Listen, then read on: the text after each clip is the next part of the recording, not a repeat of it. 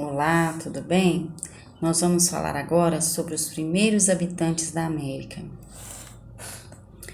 A maioria dos estudiosos concorda que o local de origem do ser humano é a África. Eles se baseiam em descobertas como as dos cientistas estadunidenses Donald Johnson e Tom Gray, em 1974. Esses estudiosos descobriram um dos mais antigos esqueletos já conhecidos, o fóssil de um indivíduo do sexo feminino que tinha cerca de 3,2 milhões de anos. Para comemorar a descoberta, houve festa no acampamento da expedição. Uma das músicas mais tocadas naquela noite é do musical do Beatles, né? Por isso, os cientistas resolveram batizar o esqueleto de Lucy. E a partir da África, os primeiros humanos espalharam-se pela Europa, Ásia e finalmente chegaram à América. Um processo de milhares de anos de duração. Mas saber como ocorreu o povoamento da América continua sendo um dos maiores desafios da arqueologia. Como chegaram? Há duas hipóteses principais para explicar o caminho percorrido pelos povoadores da América. Primeira hipótese: chegaram à América por terra, depois de atravessar o Estreito de Bering, situado entre a Sibéria e o Alasca. Essa travessia teria ocorrido em uma das vezes em que o nível do mar baixou muito, levando à formação de um caminho de terra e gelo que ligava a América à Ásia pelo norte. Segunda hipótese, chegaram à América pelo mar, vindos da Oceania, e depois de atravessar o Oceano Pacífico, navegando de ilha em ilha em pequenas embarcações, desembarcaram nas costas do continente americano. Outra possível ainda é a de que parte deles veio a pé pelo Estreito de Bering e a outra parte veio navegando pelo Pacífico. Descobertas, sobre a presença de humanos na América. Em 1999, o arqueólogo brasileiro Walter Neves revelou ao mundo o fóssil mais antigo de toda a América.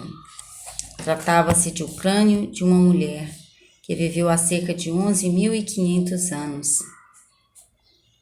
Os arqueólogos a batizaram de Luzia.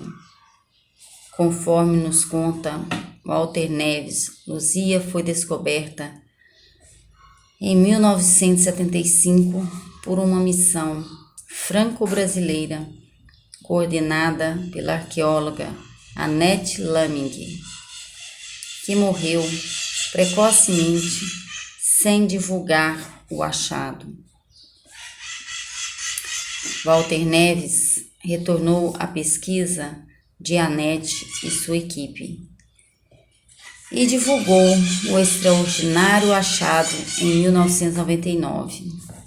Cientistas ingleses reconstruíram a fisionomia de Luzia e, surpresos, descobriram que suas feições se assemelharam aos nativos da África e da Austrália.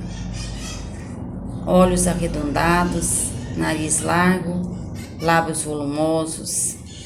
Recentemente, com base em inéditos de Lagoa Santa, Minas Gerais, Walter Neves descobriu também que as características cranianas do povo de Luzia eram semelhantes à dos africanos e australianos. Para ele, então, o povo de Luzia entrou na América antes dos grupos confeições asiáticas que deram origem aos indígenas atuais.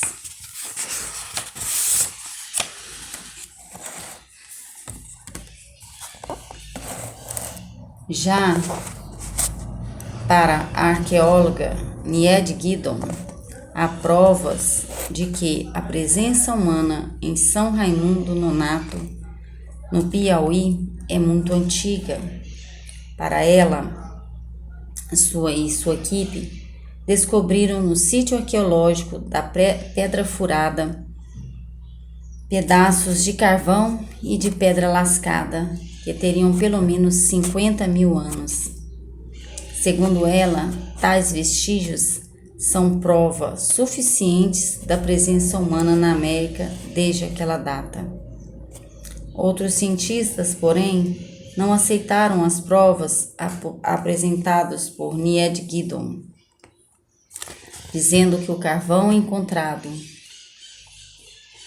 pode ter sido produzido por incêndios florestais e que as lascas de pedra podem ser resultado de esfacelamento das rochas, ou seja, materiais seriam resultado de fenômenos naturais e não da ação humana.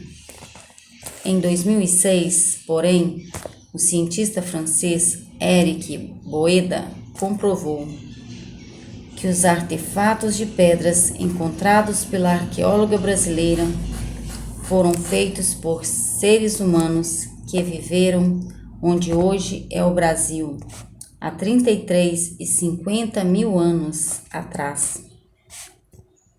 Ganhou força, sim, a tese de Guidon de que a presença do homem na América é muito mais antiga do que se pensa. Parte da comunidade científica aceitou sua tese, parte, no entanto, continuou se opondo a ela.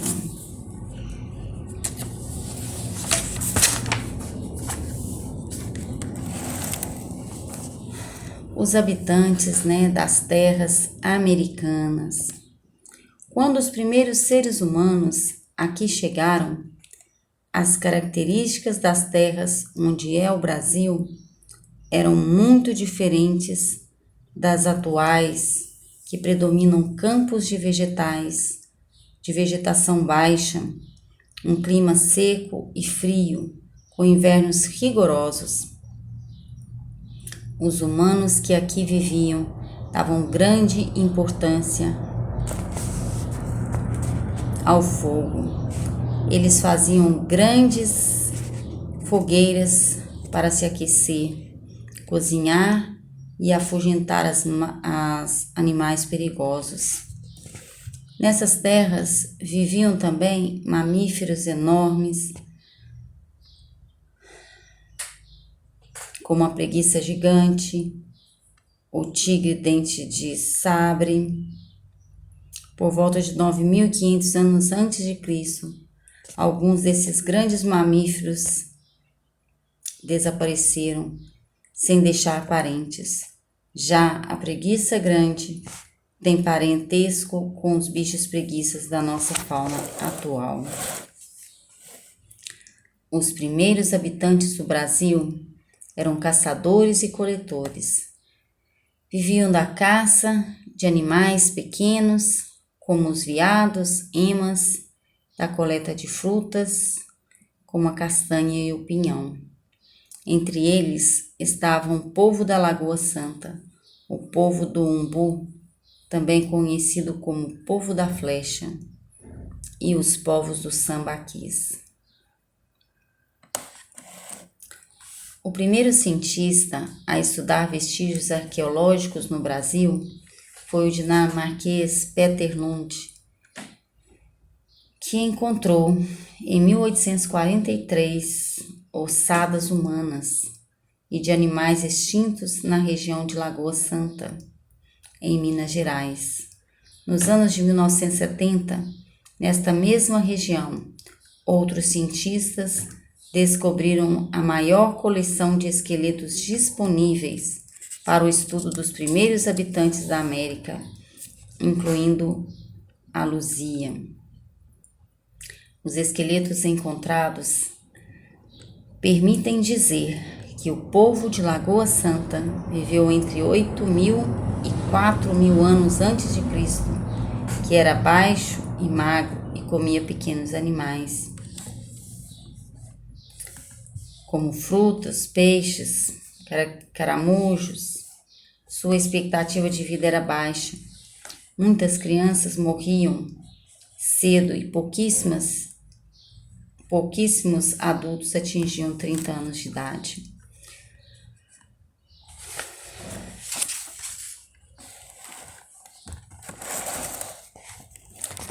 Nas florestas do sul, do sudeste do Brasil, viviam grupos humanos muito habilidosos no trabalho com pedras. Com esse material, eles faziam uma grande variedade de objetos, como facas de corte, afiados.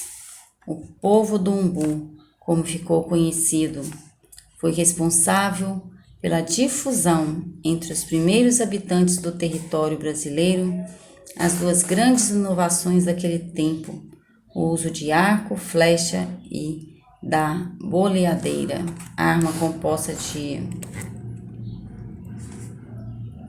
3 bolas de pedra ligadas entre si por cordas de couro.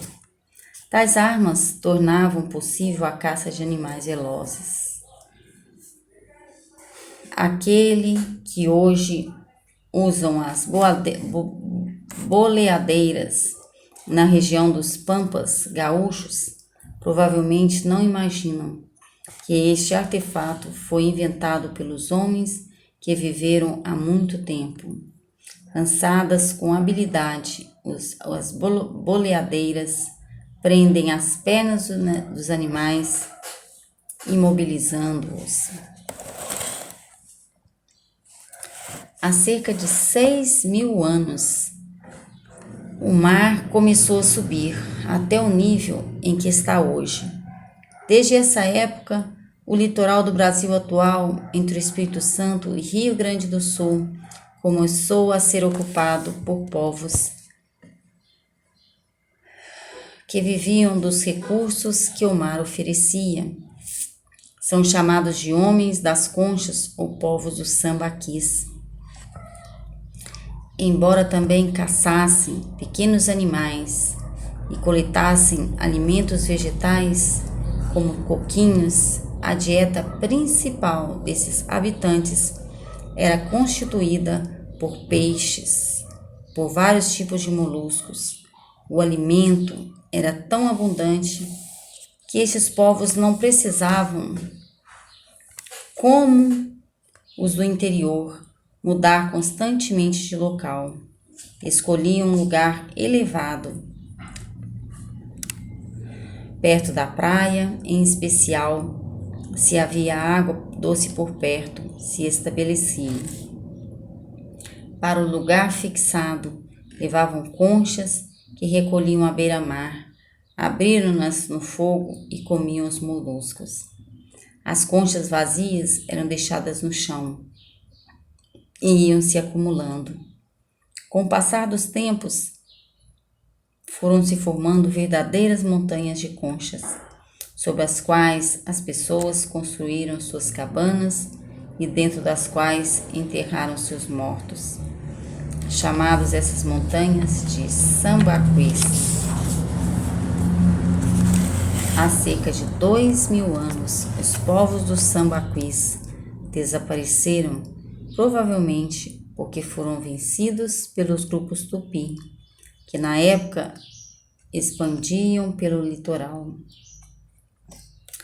Segundo a arqueóloga Ana Roosevelt, os povos da região amazônica começaram a praticar agricultura há 7.000 anos e eles desenvolveram cultivos próprios, como plantas medicinais, corantes, mas a descoberta mais importante destes grupos foi o cultivo da mandioca, raiz de alto valor nutritivo com algumas variedades venenosas.